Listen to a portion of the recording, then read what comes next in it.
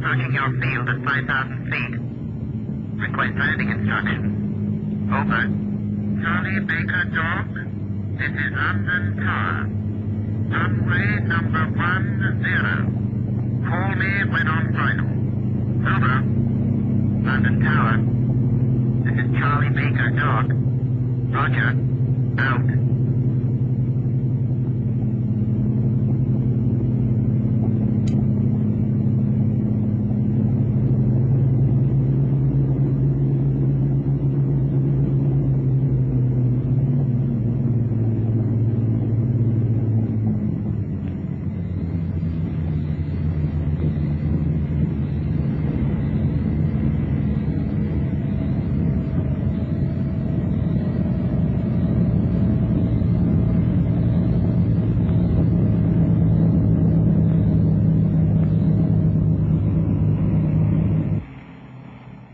Aircraft coming in from all quarters of the sky, sometimes one every 2 minutes, laden with men and cargoes of all nations, make this new port of London one of the junctions of the world.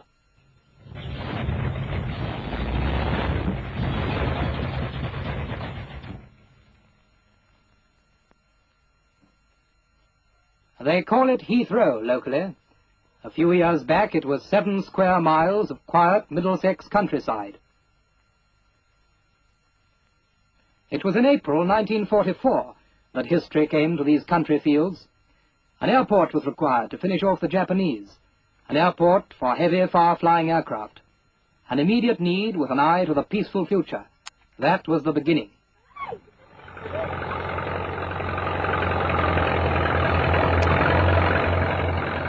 And the landscape was changed and the past obliterated.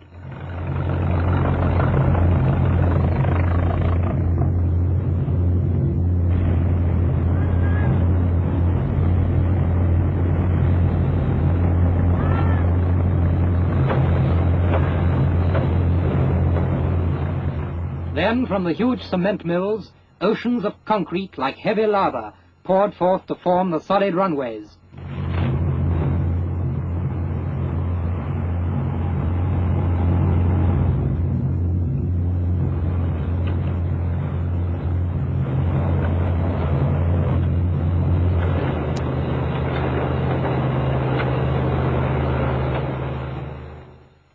Specimens of the concrete are tested to destruction point in machines which develop pressure of over 50 tons to the square inch.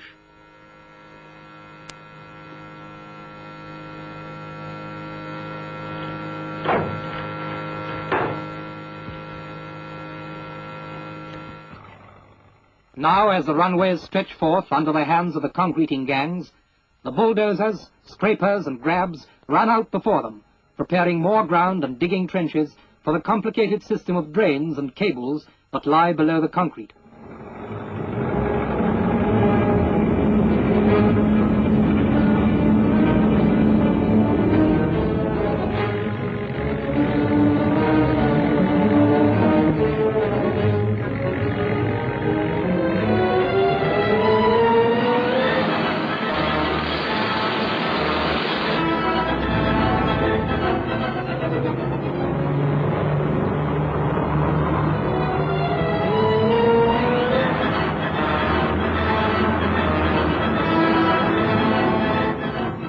At the end of 1945, number 1 runway was complete.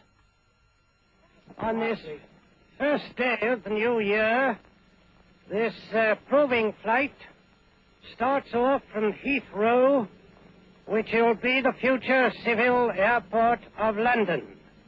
And it takes off from the finest runway in the world.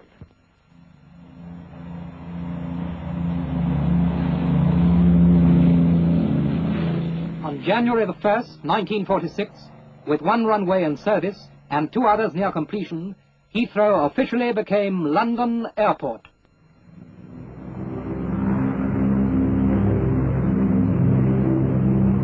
Thus, in under 2 years, British engineers had built and were operating one of the largest civil aerodromes in the world. But those were still pioneer days, and it was a time of flux and improvisation. Marquees, caravans, and RAF huts were the airline offices, custom sheds, and passenger lounges in those days, it was like a circus, but it was also history in the making.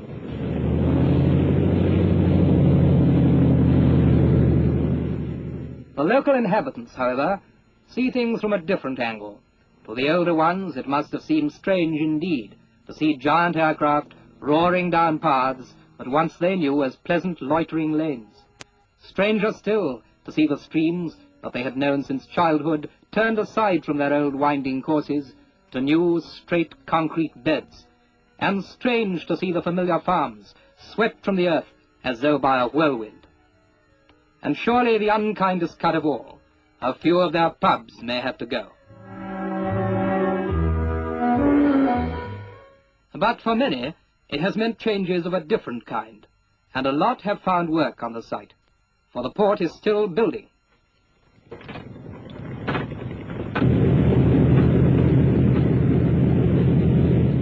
Each time a pilot comes in from the other side of the world, he sees new changes.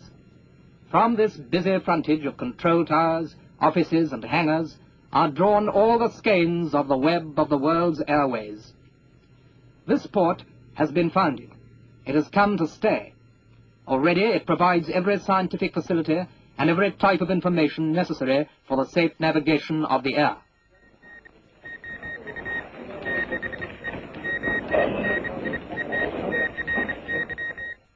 But fog and mist, wind and rain, these are the chief hazards of the air.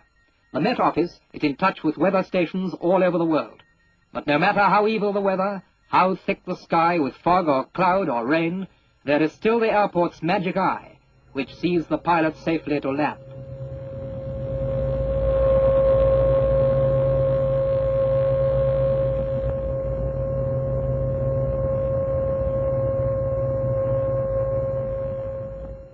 Black and blind as it may be above, safely, surely, they lead him down to the runway.